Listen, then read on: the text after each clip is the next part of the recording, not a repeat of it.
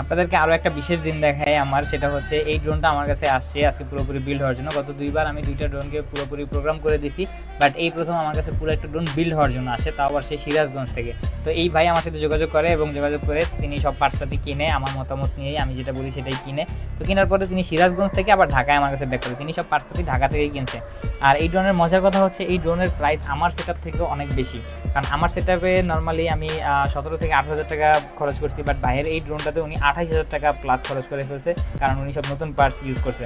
তো এখানে flight controller হিসাবে একটা SPDB এর F4 আছে, যেটা আমি নিজে ইউজ করি, খুবই ভালো। এবং মোটর হিসাবে ইউজ করছি ইম্যাক্সের। তো আমি আসলে জানতাম না যে তার মোটরের কোনো বাজেট নাই, তো বা তার আসলে বাজেটে কোনো প্রবলেম নাই। তো যদি জানতাম তাহলে হয়তো বা তাকে আরও ভালো মোটর আমি সিলেক্ট করে দিতাম। পরে ফিউচারে জিঙ্ক মোটরে আপডেট হওয়ার জন্য আমি তাকে বলছি। এবং ফ্রেম হিসাবে আমরা বাছাই করছি Mark 4 এর 5 ইঞ্চির একটা ফ্রেম, যেটা খুবই ভালো ফ্রেম। বাট এই ফ্রেমটা অনলাইনে প্রায় 1000 টাকা বেশি সেল হয়েছিল, পরে আমি অফলাইনে তাকে 1000 টাকা কম কিনাই দিছি।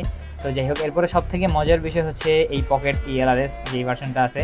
তো এটা এতটাই মানে ভালো লাগছে আমার কাছে, আমার নিজেরও মনে হয়েছে যে না আমি নিজেও একটা কিনি, কারণ মানে আসলে তিনি যিনি সিলেক্ট করছে তিনি আসলে ক্রাশ ভার্সনটা সিলেক্ট করছে, ক্রাশ এই যে ব্লু কালারটা। তো আসলে আমার মতো গরিবের জন্য এই ব্লু কালারটা না, কারণ আমার হাত প্রচুর পরিমাণে ঘামে, আমি যদি এই ব্লু কালারটা কিনি 2-1 দিনই ময়লা করে ফেলাবো। সো আমার মতো গরিবের জন্য মনে হয় ব্ল্যাক কালারটাই পারফেক্ট চয়েস হবে। বাট তার কাছে আমার কাছে অবশ্য ব্লু কালারটা দেখতে অসাধারণ একটা ট্রান্সমিটার। ড্রোন নিয়ে কাজ করতে করতে এগুলো এখন আমার কাছে হয়ে গেছে দুধ ভাত। তো বাইরের এই ড্রোনটা আমি মাত্র 3-4 ঘন্টার মধ্যে বিল্ড সেটআপ কমপ্লিট করে পুরোপুরি প্রোগ্রামও করে ফেলাই, এমনকি প্রত্যেকটা সব কিছু আমি তাকে ভিডিও করে দেখাইতে পারছিলাম যে ভাই এটা হয়ে গেছে আপনার কাজ। তো পরে আমি প্রোগ্রাম করার পরে সব কিছু চেক দিই সেন্সর, তারপরে আমি বাসার মধ্যে কিছু ফ্লাই টেস্ট দিই, কারণ আমার প্রত্যেকটা ড্রোনের ইনিশিয়াল বা ফার্স্ট সেটআপ বা ফার্স্ট ফ্লাই আমার বাসার মধ্যেই হয়, কারণ আমি বাসার মধ্যে ছোটোখাটো ফ্লাই দিয়ে আসলে সব কিছু চেক করার ট্রাই করি যে সব সেন্সর কাজ করতেছে নাকি না, সব মোড ঠিক মতো কাজ করতেছে নাকি, সব সুইচ এমনকি এভরিথিং। তো আপনারা বাসার মধ্যে কিছু ফ্লাই দেখেন, তারপরে গ্রাউন্ডে নিয়ে আমি এটাকে এক্সট্রিম টেস্ট করি। তো আগে বাসার ভিতরে কিছু ফ্লাই দেখেন, তারপর আপনাদেরকে গ্রাউন্ডের ফ্লাই দেখাইতেছি।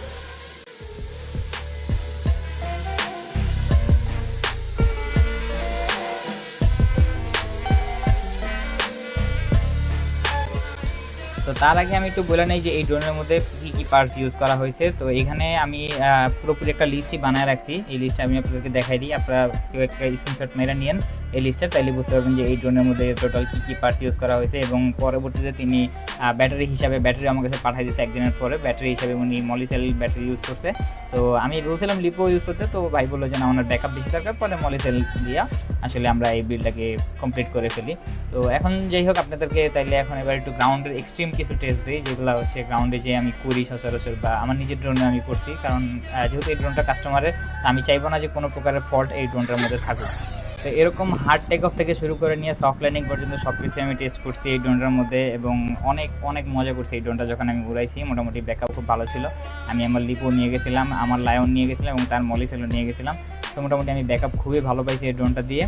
তো আমি আসলে যতগুলো টেস্ট আসলে করতে চেয়েছি সবগুলো আসলে পারফেক্ট ছিল, কারণ আমি আসলে ESC টেস্ট করে দেখতেছিলাম বারবার যেন কোনো জয়েন্টে কোনো ঝামেলা না থাকে বা সোল্ডারিং যেন প্রপার হয়, বা ESCকে পুশ করে দেখতেছিলাম যে অ্যাম্পিয়ার বা লোড কি ঠিক মতো টানতে পারতেছে নাকি না, যে সব কিছু আপনারা এখন দেখতে পাবেন আস্তে আস্তে। তো যেহেতু ওনাকে আমি আগেই বলছি যে ভাই আমি যেহেতু টেস্টগুলো করবো, তো ড্রোনে হালকা পাতলা একটু ভালো ঢুকবে, এটা স্বাভাবিক একটা ব্যাপার, টেস্ট করাটা দরকারি ছিল। আর আপনারাও যারা টেস্ট করবেন তারা চিন্তা করবেন যে বালুওয়ালা কোনো জায়গার মধ্যে টেস্ট করতে, কারণ ড্রোন যদি বাই এনি চান্স কোনোভাবে ক্রাশ করেও বালুর মধ্যে পড়লে বেশি একটা ক্ষয়ক্ষতি হয় না ড্রোন, কিন্তু যখন শক্ত মাটি বা সলিড কোনো জায়গায় ড্রোন ঠাস করে পড়ে তখন আসলে ড্রোনে ক্ষতি হয়। তো দেখতে পাচ্ছেন যে আমি মোটামুটি ড্রোনকে খুব এক্সট্রিম একটা মানে খুব ভালো পুশ করতেছি, বা খুব অত পুশ করতেছি না, মানে মোটামুটি মিড রেঞ্জের একটা পুশ করতেছি, বারবার ল্যান্ডিং বারবার টেক অফ করতেছি যেন ড্রোনের সব কিছু ঠিকঠাক থাকে।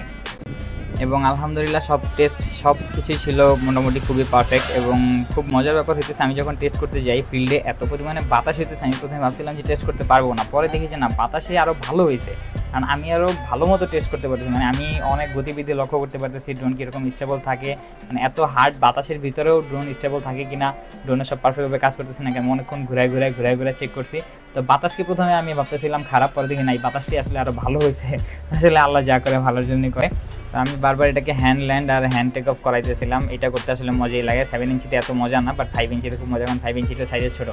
তো যেই বড় ভাই এটা বানায় নিছে বা যিনি নিছে, আশা করি তিনি উড়ায় খুবই মজা হবে, কারণ আমি এতক্ষণ এটা দিয়ে অনেক ফান করছি, বা অনেক মানে আমি আমার নিজের ড্রোন দিয়েও আসলে এত ফান করি নাই যতটা এটা দিয়ে করছি। আসলে 5 ইঞ্চির মজাই অন্যরকম।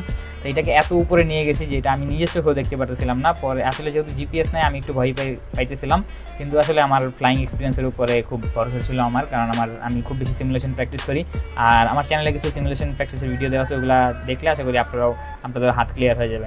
দেন ড্রোন হচ্ছে আমি 2 দিনের মধ্যেই রেডি করে ফুলফিল করে দেন আবার ব্যাক করে পাঠিয়ে দিই।